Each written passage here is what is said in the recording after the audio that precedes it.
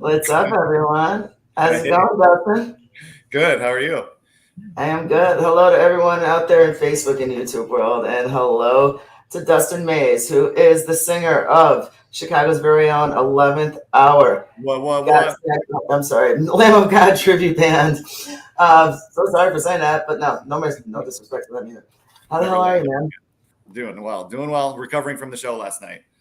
Yeah, I'm Show, definitely show going to was ask you really about good. that. Definitely want to ask you about that. It was a That's a banger. whole show you guys had last night. I wish I was there, but the Yeah, lineup, I'm like, yeah, yeah. We went on at 11 o'clock. The portals aligned. It was on June 11th. We're 11th hour. yeah, 38 years old. 3 + 8. Holy shit! It's fucking 11, dude. The portals right. were open. Did you guys start at 11:11 like you planned? Yeah, Yeah. yeah, So, oh yeah. yeah. So it was a late one, but it was a good time. Oh yeah. So All the I mean, you played with some. You guys played with some killer bands. You got what is it? Freak Like Me, Beneath the Hollow. Who else was there? There was one more. Giznad. Disnad, Giznad. yeah, Disnad is there. I mean, Yeah. dude, that I would have loved to have been there. But Dude, yeah, it was awesome. Giznad, the Danzig tribute, they have an awesome stage set up. yeah, Spent a lot of time on it. It's really awesome. you Beneath were the at the Hollow, Joliet, right? You were at the Forge in Joliet. yeah, yeah. Man, you guys Go have been there a to couple times. for sure. Yeah, it's one of our favorite places to play. Um, yeah, Beneath the Hollow was there. They're like their tribute, they're local, original, and then Hailstorm tribute, Freak Like Me. They're really good. Oh yeah, oh yeah, nice little Yeah, get to see her too. That'd be killer to see her. Yeah, and eventually I get back to see you guys too. cool All for right, sure. so you're missing a couple of people. Who are we missing? We are missing our bassist George, Jorge. Missing Jay, our guitarist, Costa, our other guitarist, and Rudy, our drummer. Fortunately, they weren't able to make it. They were tied up at the time. And it happens. It happens. Yeah, It's all good. But you're here, and that's good. You can represent them. absolutely. And For don't sure. hesitate. Like I said, if anything triggers any memories, go to town, talk away. We got some shows coming up here that's going to be pretty good. We got Saturday, August 6th at Brower Mhm. House. That is going to be a huge show. We're playing with Subliminal Verses. I'm also the Yeah, DJ in that band. Um, High Speed Dirt, the Megadeth tribute, Zero Signal, Fear Mhm. Factory tribute, Concentric, which is a Perfect Circle tribute, A Little yeah, Bitter, which is Alice in Chains, and Pale Gray Sky, which is Sepultura. That's going to be on 2 stages, indoor and outdoor, yeah. at Yeah, Brower House. Yeah. the powerhouse in Lombard. That's an awesome. Yep. That's gonna be a killer setup. You got another show coming up too, Yeah. and you got what? You got the WC coming up. I know that too. Yep. WC Social Club. That one's August 13th. So Mm. that one, or, oh, no, I'm shit. No, I'm sorry. The Yeah, I was WC gonna say, wait. October 1st. Yeah. Uh, that one, yeah, October 1st is Saturday. We're bringing in System of Dying Angels from Fort Wayne, Indiana. They're a System of a Down tribute. Right. And then Scum Dogs, which is a Guar tribute Yes. from Iowa. Hell yeah. They're pretty awesome. Like they dress the part and everything. They all come out with all the crazy shit. You got it. You got to do that shit. Yeah. I mean, you got to go all out. You're not gonna go balls to the wall. hmm Why bother? Yep. And then Primus tribute called Jelly Kit. Hmm. They're awesome. I And have not then seen that, but I've heard about them. yeah, we've played with them a couple times. Well, not this. I'm in a bunch of bands, but not this band, but other bands I've played with, and they're really good. And then the only other show besides that, we have August 13th at Hobart, Indiana, and that is actually the same lineup that was at the Forge earlier this year in January. It's Sandblasted Skin headlining the Pantera Right. tribute, High Speed Dirt, which is Megadeth, Pale Gray Sky, and Zero Signal, Sepultura, and Fear Factory tributes. So yeah, those are all stacks bangers. And you got some killer shit showed coming up, and then of course you played the Forge last night. What are some memorable moments from last night? um, Circle pits, a lot of moshing. Sometimes the crowd's just not super into it, and you can't get that shit going. But Yeah. pretty much good for us. I think Lamb of God really brings that. It's kind of like that, and whenever I play in like the heavier bands like Slipknot and stuff, like it really people like to mosh to that stuff. And kind of being in a tribute band, and like it doesn't always happen. Like sometimes you'll ask people to do it, tell people and they just won't. So it's pretty cool when they just like right away start doing it. Kind of makes it feel like the real thing. Yeah. Oh yeah. And when you see it, it gets you into the mood and gets you pumping more. Yeah. You know. Yeah, so we played a 70-minute set. It was really long. We had 3 new songs that we put in for the first time, which was Faded Line, Set to Fail, and 512. Oh yeah. So it was fun playing those. Anytime you get to throw in some new songs live, it's refreshing and it goes well. The lights are really good. James, that does the lighting there, is amazing, and it really makes us look like the real band. You know, like if it was. Right. If you didn't know any better, like without knowing what anybody looked like, you would think it was the actual band playing. Just the way the lights are, the smoke, the stage setup. It's big. Obviously, like the stage is huge, so it's always a lot of fun there. It's like my backyard. I live in Plainfield, so that's like my backyard venue that feels like home. So, random question to throw this one, throw it out there. When you, as everyone knows, the Forge, you know, and Top Fuel together, actually, you know, in the music community have suffered a really big loss in the music community. And Bobby Cheney passed away. Yeah. What was it like to walk in there without just knowing that feeling? You know, I mean, I'm worried about the first time I walk in there. I'm just going to burst into tears. You know, he was an amazing guy, amazing door guy. Everyone loved this guy, and he just passed away. You know, it's just like, yeah. You know. Yeah, that's a big bummer. He was a great guy, man. I played like he ran security for a ton of my shows that I played there. So yeah, he's a good dude. I think, you know, I think we're doing their his benefit show. October. I didn't know. I don't know if we're allowed. I didn't know how to say that if we were, you know, if we were allowed to say the benefit show or not. So you brought it up. It's said. It's there. If you don't know, yes, there will be a benefit show. Yes. Sorry, somebody brought it up to me last night. I was like, sure, I didn't know it was like not announced or something. Sorry. Yeah, you know what? No one ever said nothing to me. Okay. So, you know, I mean, it was kind of being kept on the down low, but yes. Okay. Really looking forward to this. And go ahead. You were going to say it, so I'll let you promote it and I'll add to it. Yeah, well, so since, if I recall, it's like a 2-day event at the Top Fuel Saloon with a slew of bands each day, and we agreed to do the Sunday, October 2nd day. So it's actually going to be right after our WC show on Saturday in West Chicago, and then we'll have. And see, I saw that. And I was wondering about that. I'm like, what are they doing? You know, it's like, how are you guys gonna be tired, but you're gonna kill it. Yes, we're going to be tired, that's for sure. But you know, Bobby was a great dude, and I, you know, would love the opportunity to do a benefit for him. He was really cool. Yeah, his brother Jack's putting it together, and Jack's really cool. You know, and there's a lot of us, you know, on the background that's involved in this, and definitely looking forward. You know, and if they go with the name that I created, that'd be killer. I don't want to say it yet, you know. Like it just fit. It seemed fitting, you know. Cool. But yeah, we've lost a lot of people lately. You know, Nick Huffman just a few days. Another one. That's crushing. You know, he was Looney Bin. Another, and they're all right by each other too. And I'm like, dude, really? And he was just the most recent. And you know, oh my God, Nick and Bobby, man, they're them together at the same time. You know, but it's like, fuck.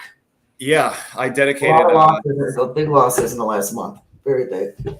For sure. Yeah. I dedicated the song Black Label to Nick last night. That was one of his favorite songs. That's awesome. He played that a lot too. Yeah. Oh yeah. Yeah. That song. Yeah, that's a great song. That one always gets the crowd going. You know, that's the perfect circle pit song. That's one of my favorites. Yeah. Yeah, big loss to the community scene in the Chicago area and extended, man. But all right, so you know, rest in peace, guys. You know, it's 2 amazing guys from the Chicago music scene. You know, doing they touched a lot of people's lives. But now, definitely looking forward to seeing you there. And I'll be doing a 3 to 5 minute interview with you guys. Wait, have you even hit me up for that? For which show? Which one? For you know, oh, you guys don't know what I'm doing there yet. I'm doing a live media PR for that too. Anyway, the benefit show. Yeah. Oh, yeah. We didn't know. So yeah, no, you know, I haven't gone into detail yet. So there's a lot of people that need. We're just telling everything at this point. Fuck it. I'm doing the live media PR and the promotions for it, so I will be interviewing the bands 3 to 5 minutes. Okay. Throughout the whole weekend and shit like that. So now everyone knows. That's what I do. Cool. Whenever I'm pulled into the fest, you already know this brand's going live. Gotcha. Well, you know, that'll be the perfect time to get like the rest of the band there because they're all exactly, and in person with me. Mm-hmm. So that would be cool, and that's going to be October 1st and October 2nd at Top Fuel Room. Everyone, so save that date. Oh, sure. And actually, the 30th too. The end of September too. I think it's 30th or 31st. We're actually starting ending. Oh, okay. Yeah, I've noticed that. I've seen other dates popping up. I'm like, oh, okay. Okay. So now I got to take another day off work. I love you guys, but so you got some cool shows coming up. Definitely looking forward to all of them. Mm-hmm. So what else you guys been working on right now besides shows? You guys got anything behind closed doors you can drop on us? No, not really. Fortunately, just kind of being a tribute band, it's basically just shows. We don't do anything too special, but right. But you never know. Sometimes there's like secret stuff like this. Yeah. We did get a shout out from Randy Blythe and Phil Demmel a few weeks ago. Slight injury with the stage. Yeah. So that kind of sucked last night. Just trying to play it cool. Like usually I'm, jumping off the drum riser and jumping around, like doing all kinds of crazy stuff. But I'm still in recovery. I actually wasn't even supposed to play that show. It was sort of. I was wondering. I was going to ask you about that. I got a little section about that too. It was sort of against my doctor's wishes, but just don't tell him. But I'm not. Don't worry. My mouth is sealed. Nobody will know from me. Yeah. But I was at, it's like 4 weeks ago or something. I was at a show at the WC Social Club. It was like Lorna Shore, Suicide Silence, Carnifex. And, I'm a big stage diver, crowd surfer, try not to get ejaculated if I can avoid it. What? Ejected, right? I totally forgot.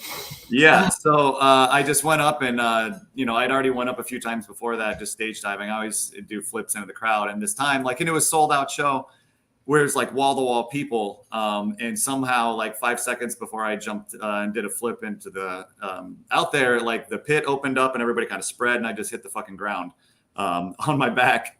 Fucking hurt like hell. And I ended up puncturing my lung, which then caused it to collapse, but I didn't even know. I just thought I fucking broke my back or bruised a rib or something. Hung out the entire rest of the night. That was during Carnifex set. So I stayed for Suicide Silence set, stayed the whole night, then went home and then actually did a 2-hour band practice the next day for 11th hour. So then I even screamed 2 hours.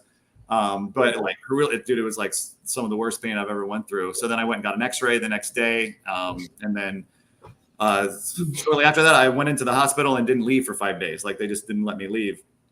They had to pump all this fluid and air out of my lungs and all this shit. And they were like, you can't scream. You can't sing for 4 weeks. You can't exercise. I can't go to the gym or anything. It was fucking devastating. And then I had the show and I was like, well, I have a show on June 11th. That's 3.5 weeks, or a little less. And I was like, what do you think, Doc? You think I think it'll be all right? And he's like, don't do it. He said no. But, I feel all right. I'm a little sore, but I think it went well. But we have some friends that know Randy and he sent me that video while I was in the hospital. And it wasn't some fucking paid cameo bullshit or anything like that. Right. Yeah. It was fucking cool. That's cool. Yeah, it was really cool. So, we were hoping that he would show up last night, but he had other plans. Yeah. So what did you learn from that night? I learned that I'm not 21 anymore. And falling down and just doing all that shit hurts a lot more now that you're much older. So I don't think I'll ever be doing it again. We're not going to bounce like we did when we were younger. Now we're just going to be flat. Yeah. It's oh shit. I'm just out of commission. It was really just I'd never spent the night in a hospital before, let alone 5. So it was just what the fuck am I doing with my life? What am I doing? Why am I doing this? I'm almost 40. Why am I doing flips into the crowd? I'm not a teenager anymore. And then just the fact that it's I could never sing again. I could paralyze myself. I could have just it could have been over everything. And I'm like, why? So yeah, needless to say, I'm never going to be stage diving or any of that stuff again. But after I'm 6 IPAs deep and everybody's getting crazy, I was gonna say a couple drinks. Yeah, we'll see how that holds up. Yeah. So we'll see. Too funny. Well, seriously, man, get better. You know, I'm glad you're good enough to at least come on here. You know, Oh, dude, so it's fine. thank you for making that time for me. And All good. Yeah. Well, hopefully you'll come out to a show soon. Well, yeah. Besides the one I'm going to be working with you. Besides that, but sooner. That's still yeah. That's in advance. How many girls are in the Savage Ladies of Metal? Technically, there is 3 of us, cool. And I mean, we bounce around up and down a lot because there's a lot of ladies who either run into health problems or just really can't put the devotion in it, which is not really much. I'm just saying and calling that shit out. All right, everyone lives on their phone. Give me another excuse. Yeah, I know. You know, but let's see, we got Marla, who's in Indiana, and she works a lot on Sunday days. So she'll come in when she can. Sometimes she'll pop in for a 20-minute cameo, and you'll see her in her car because she's at work and she's taking a quick break. It's funny as hell. And she's also one of the head admins, you know, and what is it? World Model Scene. You know, she brought me in. I'm one of the admins too. I still got to get used to using World Model Scene. I'm still caught up on the Savages all the time. But so Marla's out of Indiana, closer to Louisville. Okay. And then we have Olga, who I call Mamacita all the damn time. Mamacita. She works on Sunday. She's a bartender on Sunday, so it's very rare when she gets in. Last week was a shock that I was able to actually put her on, bring her on for another show, and she just happened to be there because she was running late for work, so she came on to say hello. We have one that's in training. And a lot of people have wondered about her. Her name is Jennifer, and that's whose house I'm at. Because Savages on the road, you can always tell me, like, don't go home. I don't have the Savage logo behind me, you know. And she lives out this way, and I'm in. Now I'm in McHenry right now. That's where I'm going live. But I was in Antioch last night for another show, as you asked me earlier. But so you always can tell when I don't go home. Cool. That's cool. Yeah, it's okay. You have places I can go. That's all right. That's all that matters. Yeah. Let's see. I got like a bunch of things, and we go sidetrack. It's great. We talked about a lot of what I said already. So what's your favorite album to play? Ashes of the Wake. Yeah, we play like 5 songs from that album. Like we pretty much play like the first half in the order that it is on the album. Okay. So that's always fun. It's just sort of like a fucking rock block, just like slamming. But then, so that, like all the stuff off Sacrament, I think we play like 12 or 13 songs right now, something like that. But I would say that's the favorite album. Favorite songs, like Black Label, Walk With Me in Hell. Crowd sing-alongs like Lay to Rest, Something to Die For. The crowd always knows all the words, so that's kind of a sing-along. It's always fun to do. So we had those 3 new songs last night, and we're just gonna. But the Sacrament. Actually, Wrath I think is the latest album that we play. So they've I think released 3 or so albums after that. So I think next we'll start learning newer songs because we play kind of more older stuff right now. Just bring them in slowly but surely, right? Yeah. They just dropped their new single Nevermore a few days ago. Yes, they did. Saw a lot of negative feedback on it, but honestly, I liked it. I thought it was cool. It's a really long song. I feel like it went for a long time, but I totally dug it. It was a little, kind of a little bit different for them. But considering it's like their fucking 10th album or something, they have a ton of albums. They've been around a minute, and you know what? They're still fucking killing it. So over 20 years.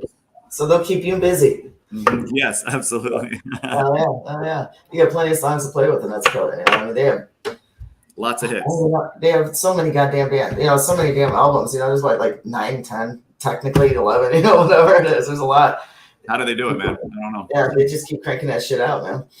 Yeah. And so, do you ever get nervous or anxiety before a show? No, not really. I get asked that a lot, but not honestly. No, I think I've just been doing it for so long. Now it's granted we're like a tribute band. If I went out to like 10,000 people, yeah, probably I would probably get stage right then, but that would really be about it. I don't really ever get nervous. I think maybe last night I wouldn't say nervous, but more anxious just because of my injury and stuff, like just going out there and screaming. And then I'm like, am I really going to be able to not get crazy? Because I say that, but then after a few beers and then all the adrenaline on stage, I was like, don't jump in the crowd. Like, do not jump off the jump. As much as you're so used to doing it, you're trying not. You got to start breaking habits, right? Yes, I had to like legitimately tell myself not do it, and then I did it. So thank God.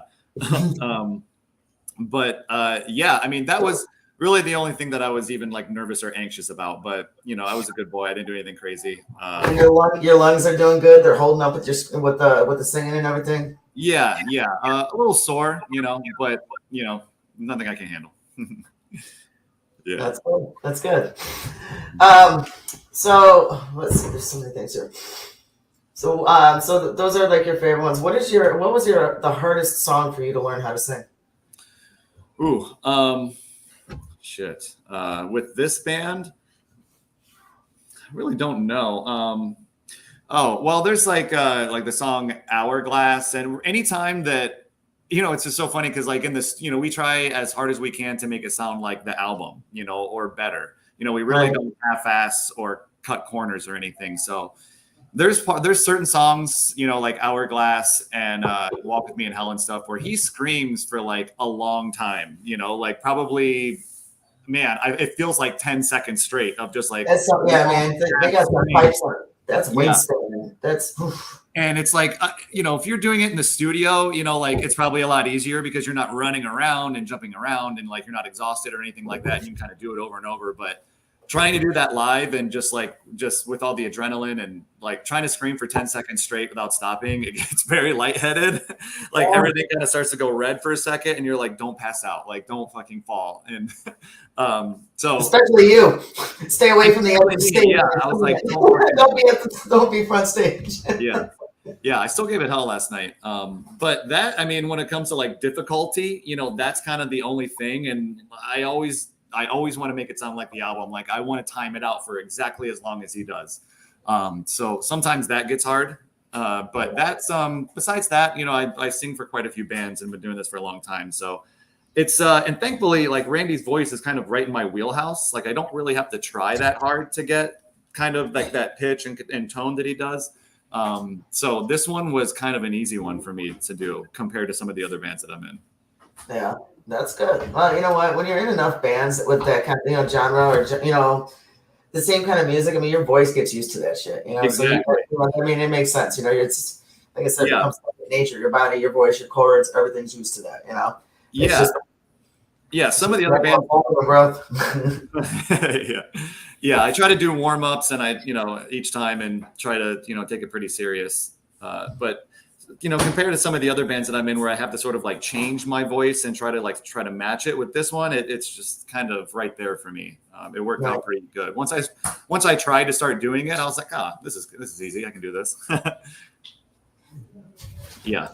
So what do you do if you ever actually get a sore throat? How do you nurse yourself?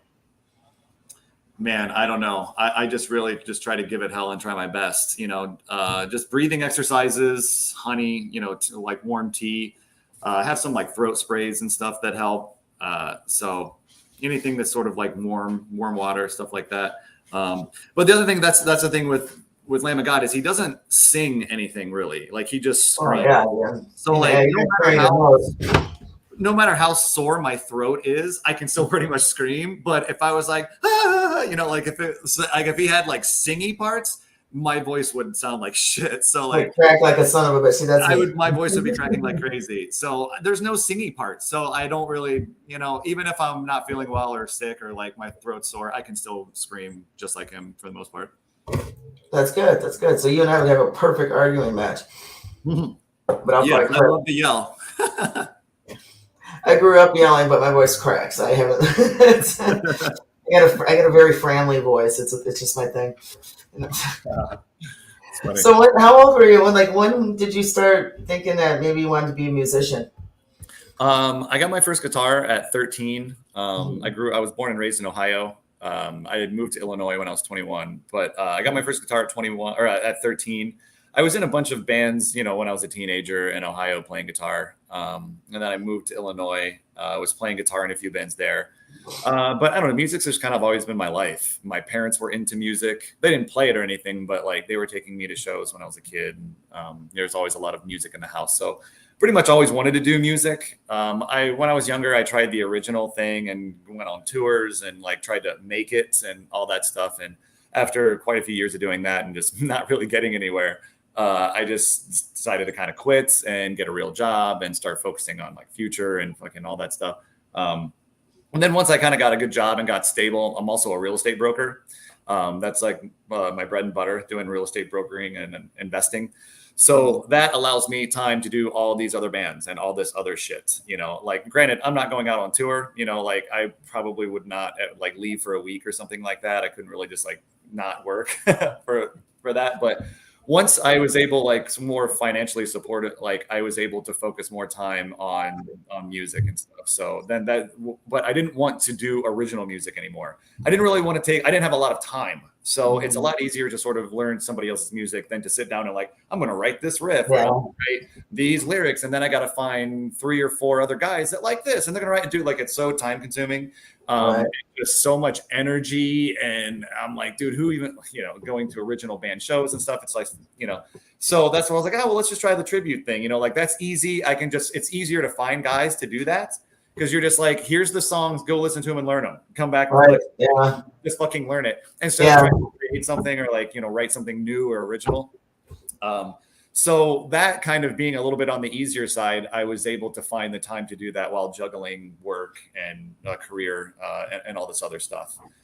Right. So, you know, it was the next best thing to like being in the original stuff and going on tour and trying to make it and get signed to a label. It's like, well, let's just play in tribute bands and go play good shows more locally in the Midwest for our friends and family and stuff. So it was just very attractive and kind of just fell into place. And once you start one and people like notice you and notice that like everybody's good musicians, then you just get offered other bands and other bands. You know, like once you find a good musician, you're like, oh, he can play that. Or like, oh, we'll keep him in mind if I need to fill in or something. And then you just start to meet everybody and start to know everybody. And we all just become like a cool, tight-knit sort of tribute family. Right. Yeah. But so do you prefer being a tribute band over original? I mean, like a personal, besides the fact of work that it's easier. You know, like it's easier just to, you know, just to learn the songs that already exist as opposed to taking the time to write it, do all the extra work that's in it. Yeah. I mean, it's definitely more pleasurable and like more fulfilling when it's something that you write. But like, let's be honest. I mean, I'm not going to write anything that's as good as Lamb of God would or some of these bigger stuff. And I think like, why do you think that? Why would you think that? Just like, I know like my creative capacity and just like time that I have, you know, like some people are just built for it and made for it. And you can't, you know, I think one reason why I just kind of let it go and I stopped after like, I don't know, like 5, 6, 7 years of trying to make it and stuff. I'm just like, I need to stop, you know, like kind of just like moving on and accepting the fact that you just don't have the time for it, because a lot of the people that do make it, they're like, there was no plan B. There was no turning back. Like, I don't care. I'm willing to sleep on the streets and like all this other stuff. And then I was just kind of like, not for me. I kind of like my house and, you know, having, you know, money in my account, you know, like I don't want to sleep on the floor anymore. I was like, you kind of got to weigh that sort of thing. And so I kind of was just like, you know what? I do have a plan B. I think I'm just going to do this. You know, like that was. I get that. Yeah. I don't know. I just kind of grew out of it. So then after I stopped doing it for, I don't know, 5 years or so, I was just like, well, let's just do the tribute shit. Like it was just kind of easier. So it is fun when you learn like a really hard song, you know, and then you're like, oh, I don't know if I could ever do it. And then you still are able to work towards it and then do it. And then that's fulfilling. For me, it's hard to memorize a lot of lyrics, you know, like I don't use lyric sheets or prompters or anything like that. So as you get older, it's nice to be able to use your brain, you know, like you always want to continue reading and writing and stuff as you get older to keep your brain kind of still moving forward. So it's a good like memory test to be able to memorize, you know, like an hour and a half of somebody else's lyrics and be able to just like spit it out like that. So like I do a lot of like lyric memorization things until it's just like embedded into my mind and I can't like, it's just like a part of me and it becomes muscle memory. Like I can put it down for months and then pick it right back up again. And it's like all there. So that's pretty fulfilling. It's like a challenge. You know, you challenge yourself to be able to be like, okay, I'm going to learn 15 minutes worth of lyrics and vocals on this in the next like week or two. You know, it's something to work towards, accomplish, and then you get the, you know, that sense of accomplishment. That's not so much like, oh, I went to work today for 8 hours and I came home and I made a paycheck. I did the exact same thing that I did every other day. You know, this is just something else, Right. layer to your life that is rewarding. Right.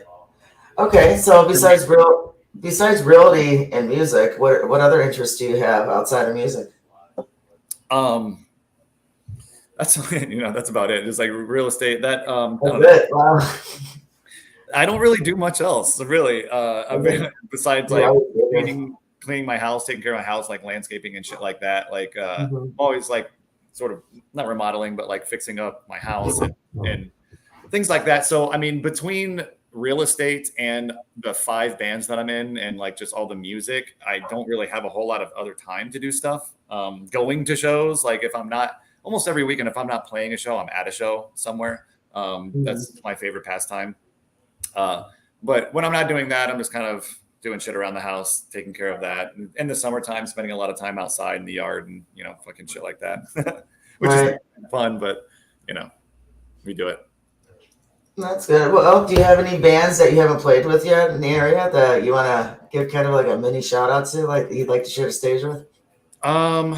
Man, not that I'd love to play with Blackened, Metallica tribute. Like for a long time. I think Lamb of God and Metallica would go really well.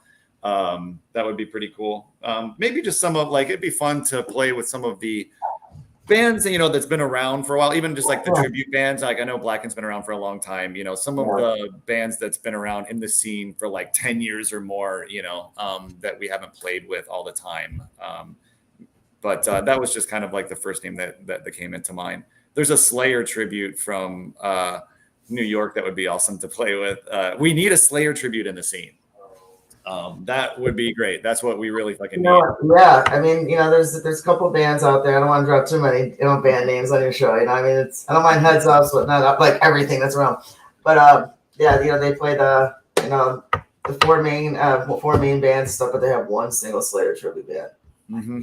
Yeah. Although amongst a lot of the dudes that was there last night, I did hear of talk of there may be one coming in the future. Maybe may have been getting put together last night. So we will see. Dude, let me know. If I don't hear about it, let me know. Fran, I got you. Hell yeah. Thank you. No problem. I'll give you the exclusive. Yes, please. If I don't hear it yet, and if I get it first, then I'll let you know. Cool. So Lamb of God just booked this big tour right now with Killswitch Engage. Yeah. Are you guys going? Yeah. I'll definitely be there for that one. Tickets are that crazy. One, I think, what is that? September 24th? Something like that. Yeah, I'd have to double check my calendar, but it's something. Yeah, if I remember correctly, I think it's September 24th. Yeah. I'm not looking into it, but yeah. Yeah, it's at that Huntington Pavilion, the outdoor venue in Chicago. Right. But yeah, that'll be cool. Pumped for the new album. That will be sweet. Like that, that Nevermore song that they just put out, I liked a lot. Yeah. Pretty pumped, man. Anything Lamb of God, we're into it. That's the only way to be. And you're bringing in new songs each show. So the next show that you guys have, are you gonna bring in 3 more songs? Maybe. Are you gonna keep it lay it low and just write out the additional 3 you put in? Yeah, considering it's August 6th, so we have it's like well over a month away. I think we might throw a new song in, but it depends. A lot of us are in other bands, and just this summer has just been slammed. I feel like I have a show almost every single weekend. So some of our other bands that we're in, all the guys that are in this band, 11th Hour, except for Costa, our guitarist, we're all in other bands. A Mudvayne tribute called Lethal Dose, a Limp Bizkit tribute called The Frienders Explosion. We all share the same members of a lot of those bands, and then a White Pony, the Deftones tribute. We all have members in that. So between all of those bands, we have a ton of shows coming up. So I'm not sure exactly how much we're going to get time to practice, but I would definitely like to learn at least. Yeah, I don't know how you guys handle that, man. Because almost every band, I don't do too many tribute bands on the show. It's nothing against them. I'm just, just giving the originals more known in promotion. You know, they got to get out there too. But course, I absolutely I love you guys. That's why I asked you. I'm like, you in? You're like, thanks. yeah. I appreciate you giving us the opportunity here, even though we're not original group. We're just doing tribute. No, you know what? It's totally cool. You know, I mean, I'm not against, you know, cover bands or tribute bands at all. At all. I just try to help out, you know, the originals more. You know, so because they're the ones who are trying to get out there, and they all start out small at some point. Man, support local music, whether it's original or tribute. Just do it. Just do it. You know. Yeah, some support everyone that helps music, like the Savages, like our YouTube. Subscribe. For sure. Yeah. Same with us. Yeah. We're all over the socials: YouTube, Instagram, Facebook, fucking TikTok, all that bullshit. We're on all that stuff. Right. Some locals that I really like, you know, so Beneath the Hollow was on it, was on the show last night. They've been a local, you know, kind of metal band around here for many years. Yeah, they've been around a while. I've seen them a few times. They're badass. They're awesome. I really like doing like mixing originals and tributes on the same shows. Every couple shows that I book, I always like to throw an original one on it, you know, just for a little flavor. Extraction Point, I'm a big fan of them. Love those dudes. Yeah. Super tight. Ike Bet, I'm a big fan of those guys. Yeah. I haven't seen them yet, but yeah, definitely. So those are a few of the local originals that I'm really digging. Hope so. Okay. Well, you know what? You need to make a show happen, or maybe I should make a show happen. Shit. Good. I'm right here too. I only got a few more free weekends for the year, so we'll just have to try to nail it down. You know what? Throw those dates at me. We'll see if I can work with them. Cool. Just saying, you know, I am starting to slowly get into booking. I'm trying not to do a whole lot because I do a lot already with podcasts and the jobs. Just life itself still interacts, you know. That happens to all of us. Let's see. There's a few things. There's so many things I want to ask, but so who inspired you to become a musician? What bands were? What bands inspired you? Yeah, straight up Dimebag Darrell, Phil Anselmo. Yeah, you know, Dimebag for guitar, like Dimebag and Kirk Hammett, Kerry King. You know, just those guys. As I got a little older, but even like, you know, step back to being younger than that. You know, like Angus Young from AC/DC, Eddie Van Halen, stuff like that.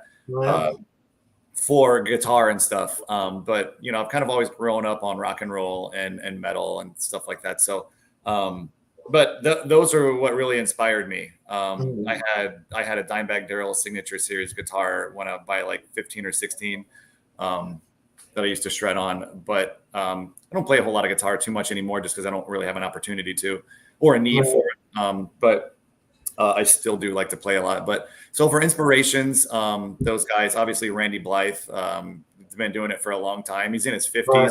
You know, like I hope to be in my 50s still jumping off the drum riser and stuff and fucking tribute. And later, some of them, man, they're still doing it at 70. It's like, I know. Yeah. I don't know how he does it. So, but that is an inspiration. You know, I want to be doing that exact same thing in my 50s. I don't ever want to stop playing music. You know, wheel me out like Phil Collins. I don't give a shit. You know? Yeah. I mean, the older I get, it's almost like the more enjoyable. Yeah. So, so when would you say was one of your best performances yet? One of your best nights? I would say for 11th Hour, it would have been not last night, but the last time that we had played the Forge in January. It was, that one was just like slammed. I don't know. Like it was just like the right time of day. We were like right in the middle slots. It was like 5 bands. It's actually the exact same lineup that's coming up to the Hobart show. But it was just like a stacked lineup of like metal tributes and shit. And like Saturday night, and it was packed. Like balcony was packed, floor was packed. Sometimes you don't get that with tribute shows, you know. Like last night, I was hoping last night was going to be equally as good as that show, but it unfortunately wasn't. It was still pretty good. It was awesome, but like it wasn't sold out, but we had a few hundred people, probably like 400 or 500 people at this show in January at the Forge. So that was pretty badass. But so if I had to say that was probably the best one. But yeah. What about your worst? Yeah, there'll be more to come. What about your worst? Oh, the worst show? I wouldn't say we've had any bad shows. That's kind of the cool thing that's been about this band. as some of the other bands that I've been in, like you play to like 5 people and there's just like nobody fucking there.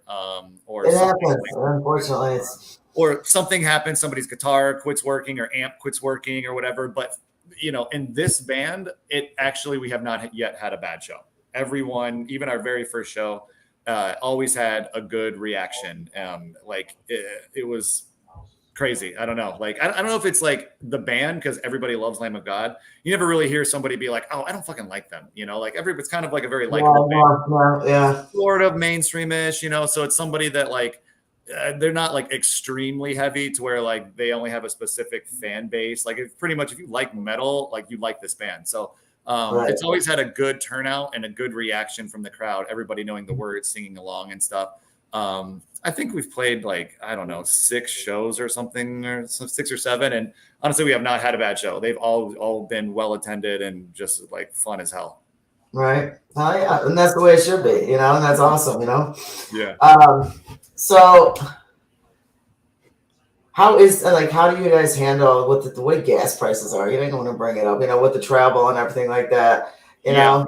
Yeah. How do you guys handle that with all the frequent travels now and everything involved, and with the work schedule?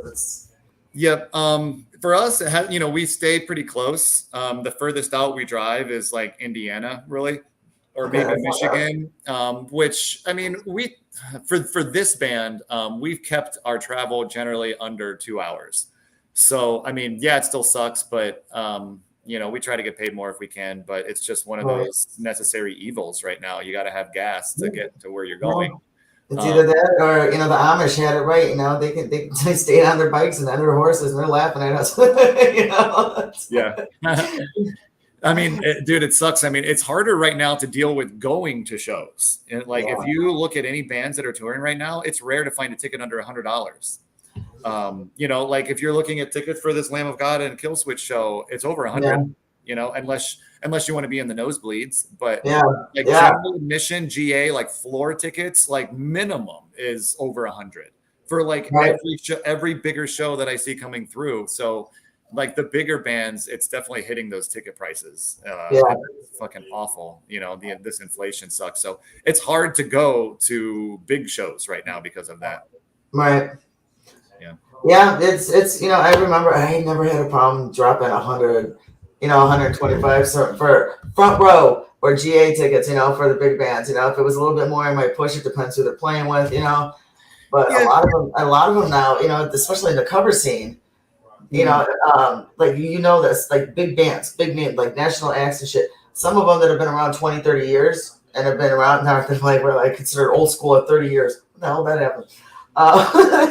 But at 30 years, and they're still asking top dollar for their shit, and it's insane. It's like, I know there's certain bands out there that are from the, late 80s and 90s. They're still asking 200, 200, 250, 300 for the first 10, 20 rows. It's like, yeah, I'll never see you, bands I will never get to see. And I wanted to grow up so bad to see them, and now I still can't, Yeah. Shit's ridiculous now, man. The days of buying like a $40 floor ticket are gone. It's going to be like this for a long way. But considering how much these bands are paying for the buses to fill the buses up to get to the venues, it's like, I guess I get it. But merchandise and everything is crazy. You can't even if you go to these national shows, you can't get a T-shirt for less than $30. Yeah, insane. Yeah, dude. Like I can't. I'm going broke trying to go to these shows.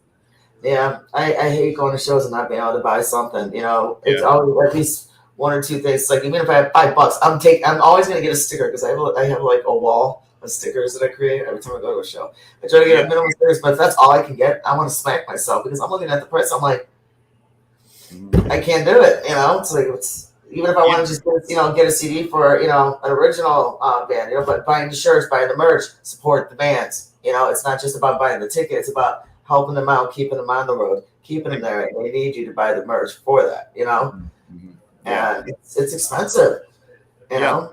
I've seen hoodies go for $70-$80, Definitely. At shows, and I'm just like, I can get like 3 shirts for that at least here, And it's just like I'll freeze. Don't worry, give me a T-shirt. Yeah. Yeah, I felt that way at the Deftones and Gojira show the other day in Chicago that was outdoors. It got really chilly down there by the lake. And then I was like, maybe I'll buy a hoodie. And it's like $75 for a hoodie. And I'm just like, fuck, I'm just like shivering over there. It's like, it's not that I don't have the money, it's for spite. It's like, no, it's the principle of not going to fucking pay this. Yeah. But you look around and there's like hundreds of hoodies that people just bought. And it's like, well, they're fucking selling them. People are buying them. Right. But that's why now it's a great time to support local and tribute acts, that don't have those $100 ticket prices and $30 t-shirt prices. Now's the time to support the local stuff. Right. So if you could change anything about the industry, what would it be? Ooh, like the music industry in general. For the music industry in general. I'm not just saying whether cover, original, just in general. What do you think is something that you think would be a benefit to change? The royalties that bands get paid on streaming services, like all that shit, Spotify and Amazon and all that stuff. These bands, make like a 0.05 of a cent every like 100 fucking plays. Insane. So that's ridiculous. They should. They've always said bands make money on tour and merchandise and stuff, but they're still putting out music that should cost a little more. I think. But they should definitely get higher royalties and stuff like that. Yeah, that's been said for many years. And the local bands that cover the big bands. Yeah. So that's the first thing that comes to mind. If they're bringing a crowd, they should be able to at least get what they're worth too. Nobody's really buying CDs anymore. Everybody just pays for a subscription to a music service. So, and then that service pays such little royalties that, but what are you not going to be on there? Not everybody can be Tool or something like that and just say, I'm not going to be on Spotify. If you're ever wanting to do anything, you kind of have to. So it's like this necessary evil that you just have to accept. Right. Unfortunately, that's just the way the music industry is moving. You got to go with the times and just adjust, whether it's some shit or whether it's a benefit. You can work upon it and expand. Mm-hmm. There's benefits and then there's falls. It's just music. That's how it goes. Yeah. So I'm going through all my questions here. Sure. As you're talking, you're answering stuff, so I'm like going down my list here. Let's see, we can get personal. You want to ask some personal questions? Personal? How personal? Well, I will behave. I promise you that. Let's see. There's so many different things. So what are some favorite stages that you've played from you personally? House of Blues. That's probably, one of the best. I would probably say, for me, not being in some like huge band, it's not like I'm playing Madison Square Garden anytime soon. But for me, there's a couple of good ones out here, though. There is a few. Yeah, for me, playing the House of Blues is probably the most fun stage that I've ever had. Everything is like perfect there. Like you always have like perfect sound, lights. It's like it's nice to go there and work with professionals. And thankfully, like the majority of the shows that I've played there have always been like really well attended. So it's like it's like a dream come true. And they all treat you really nice, like considering the biggest fucking bands come through there and they still, us being little guys and just tribute bands, they still treat us, it's like you sort of feel like you're the real deal when you're in there because they don't treat you any different than they would treat anybody of the other like bigger name national acts. So the staff and everybody at the House of Blues has always been awesome. And just the history that is there is really cool. Parking situation sucks, but besides that, it's cool. Even the Forge is one of my favorites. We played there 100 times or more, and it's just I fucking love it. Rock House in West Dundee is a really fun stage to play. Hobart. That place is beautiful, man. It's so old school looking with the decoration in and out. It's one of those beautiful theaters, It's a total vibe there, man. Like the backstage area, it just feels like you're back in like the 50s. Like it's like the way the decor and stuff is. Like you just sip, like drink martinis with the Rat Pack or something while you're back there. Right. Yeah. Yeah, that place is really cool. Yeah. So Hobart Art Theater. I like playing there a lot. That they have a really big stage. That place has come a long way, and I've done a lot of remodeling and stuff there. And that's I always have a lot of fun. Yeah, I've been there once. I went to see In This Moment a few months ago. There, that was the first time I was over there. Yeah, right on. With Black Veil Brides, I think. If I remember correctly. Cool.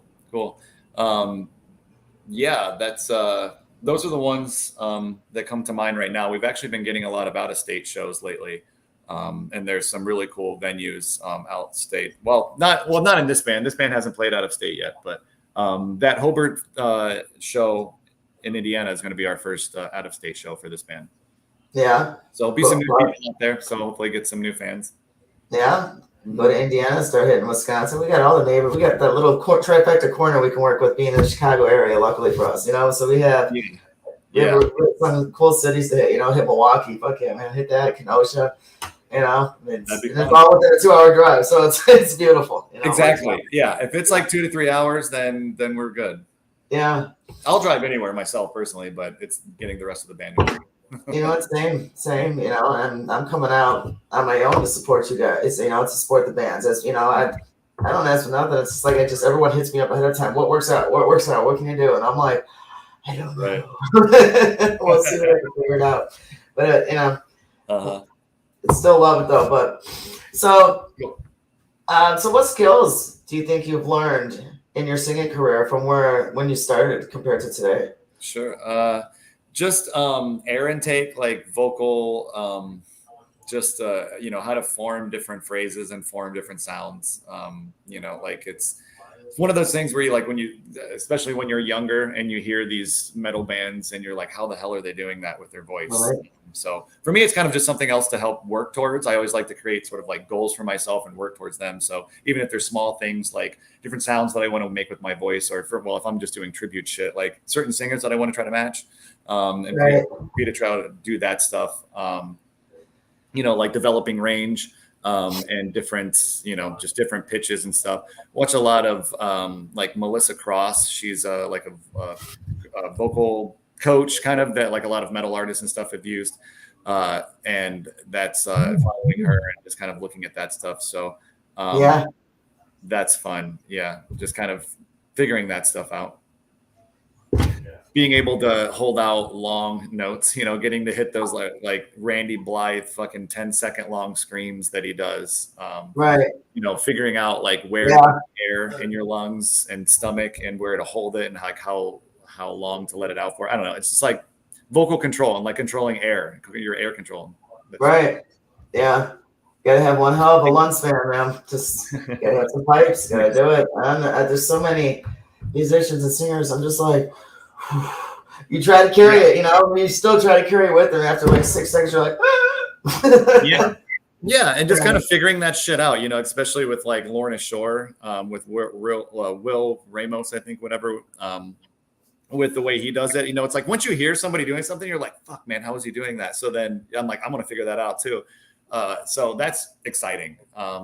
It's kind of like if with guitar, right? Like if you hear a song and then maybe you'll hear something kind of weird that they're doing in the song on guitar, you're like, well, how is he doing that? I got to figure that out. Same with vocals. Once you hear the same chord over and over like 20 times until you find it. Yeah. Once you hear somebody doing something different, you're like, well, I want to figure out how to do that too. And that's when it's vocals. That's kind of just what it is. You hear people, these like crazy sounds coming out of their voice and their throat. It's like, how the fuck are they doing that? So that's fun. That's something that's accomplishing to work towards, and it's fun. Oh yeah. And that's what you do. You just gotta keep practicing. Aim for that shit. Exactly. Yes. You always got to keep the mind moving. Always got to be practicing and learning something new. All right. So, fun question: If you were to have an entrance song when you walked in the door, what would it be? Do You Really Want to Hurt Me by the Culture Club? Right. Do you really want to make me cry? If I was ever in like the UFC or like a boxer, that's what I would come down for. Because people would just be like, what the fuck? But then, I would just like destroy, and they'd be like, oh my God, I can't believe it. Dude, that was too funny. Nate Pearson sent a message. I lost track. I wasn't paying attention. Get together with Sepsis. Okay. Would you like to, that'd be an interesting collaboration. Sure. I think I've seen the name before. I don't know if I've heard them, but I'll check them out for sure. I've done a few collabs before, so Substance is cool. I can totally get into it. I definitely back up Substance 100%. They're out of New Hampshire, an original band. Melissa Songbird, from lead singer. Okay. She's got some pipes on her. I love the way she looks. I love everything about her. What's up, Melissa? Sounds good. Really, really cool. Very cool people. And rumor is going around. Yes, I am bringing them out. But yeah, that's something else. But anyway, that'd be Substance with 11th Hour. Why not? Fuck yeah. All right. Sure. Yeah, we love to play with original bands too. Yeah, she's got some pipes on her. She could definitely kill it too. Cool. So, yeah, so dude, I really appreciate you being here. Like, there's so much more I want to ask you, but we only have so much more time. But yeah, thanks for having me. No, that's totally cool. I want to ask you at least one or two more questions. Sure. And so, here's another personal question. Is there a link between ethics and music? Your personal opinion. Ethics, in what ethical way? You mean like the way you treat people, or just the way you act? The way you act, the way things are. Yeah, absolutely. I can definitely say that the line can be blurred. Like being on stage, sometimes like stage personas and the way that you feel can sort of bleed into, personal lives or the way that you act off stage. Especially for me, like I try, like each different band that I'm in, I try to like emulate that person. Like if I'm doing if I'm singing for the Fred Durst Explosion, like on stage, I'm just like this cocky asshole that's like fucking ready to. That makes sense though. That's what it's like all a party. So then when I get off stage, I can't be that like douchebag anymore. But you just seem like such a good boy. Yeah. So I think, I guess, but I mean, I'm just playing around, like just being in tribute bands is just kind of silly, but like, you can see how bigger bands and much more like popular bands that are like huge and stuff, like that and obviously you see a lot of the stuff that like Marilyn Manson is doing and a lot of this like Me Too shit that you hear. It's like every other musician is like, getting rumors of sexual misconduct and, like weird shit like that. So like with like ethically, yeah, I mean, that shit is definitely not cool. But treat people as you want to be treated, be nice to everybody is, what I go for. Yeah. Well, yeah, you would hope that's a general goal for anyone. So, let's see. What would be one of your proudest accomplishments, you think, during your career, whether it's original or cover in general? Accomplishments? Yeah. I would say, just with the music I'm doing right now, playing, there was a few years back, probably like 4 years ago or so, that we almost sold out the House of Blues. That was with White Pony, my Deftones tribute. And there was a few other bands on that, but just being like, everybody coming out to support just like some tribute bands and being able to look out there and literally like, I don't know what their capacity is, or I can't quite recall, but we were just like a couple hundred shy of reaching their capacity. And it was just like, holy shit, I can't believe this many fucking people actually came out. But like accomplishment wise, like that, but for me, being able to just be able to kind of juggle all of these different bands and like find the time for it is just a big accomplishment for me. Anytime I can shove 3 more songs into my mind and memorize them and just like keep them there, it gets a little harder the older that you get, but learning new shit and then like being able to just have it stay there is great. When I do like lyric study stuff of new songs, I have to be able, before I'll do them live, I have to be able to do the entire song front to back, like a cappella style without listening to any music, just by memorizing the words. So just with memorizing that, if I'm able to do it without any music playing, just going through my mind, like, and I've accomplished that, then I'm like, fuck yeah. And then you add 3 more songs on top of that. And just knowing that, my mind and my brain is still there and still crisp is, it's a good feeling of accomplishment. Right. And that's awesome, you know, and I get that. I got to keep shit fresh in my mind too. That's why I write notes. Yeah, exactly. You always got to be use using my notes. It's always, I have 2 pads of paper, one way or another. The big one with the main questions, my backups. You know. Yeah. Right. Dustin, good. I definitely need to get my ass out there and see you guys. We got, and I know your dates that are coming up. I'm going to try to work with them. I'm going to figure something out. I'm going to try to see you before October. I'm going to see you one way or another. Absolutely. Yes. Please come out. Follow us on the socials, Facebook, Instagram, YouTube. It's all at 11th Hour Lamb of God, Chicagoland Lamb of God tribute, I think, or something like that. So it's got all of our dates there. It's got all of our videos. We'll be posting a bunch from last night's show. Got to get to that later today. Same. I feel it. Come out to a show. Yeah, definitely. Well, dude, thank you again for taking the time out. I appreciate it. Definitely going to be seeing you guys soon. Keep that shit coming, man. You just crank it out. Will do. And looking forward to the next set of 3 that you put out per show, hopefully, or whenever you do. And I got a couple more albums after you, after what you're doing right now. That's waiting for you to pick your songs. Mm-hmm. Keep those plans, you know. Thank you again. Before I close everything up, I will let everyone know, I'm just putting this out there. After today's interview, the Savages will not be doing any interviews for the next 2 weeks because we are very busy with 2 different things that are happening and going on, which, you know, we got a fest going on next weekend that we're involved in, and then the weekend after is our autism fundraiser show. That's at Brower House. So Savage Ladies are taking 2 weekends off from doing any interviews because we are booked. We are booked the whole weekend. And busy girls. I can only do so much. You know? So, even I need to take a break sometimes, but I'm still not taking a break. I'm still working. Right. So again, thank you so much, hon, for being here. Thank you. What's up, Jason? Jason says hello. So many people are saying hi. You know, I don't know if you saw watching the comments. I'm trying to get them up there. I've been watching. Again, everyone, thank you so much for checking us out. Check out 11th Hour, killer tribute band. Get it going. You know, it's the Lamb of God tribute band in Chicago. You guys are rolling through Chicago. You want something to set up? Shit, hit me up. Say, hey Frank, call him up. Hit up Dustin. You know, put him in line. We'll see what we can do. You know, I'll do what I can. I'm starting to get a little more involved in booking slowly but surely. Cool. All right. See you guys later. You have a good one, and everyone else, mad love and respect. Late.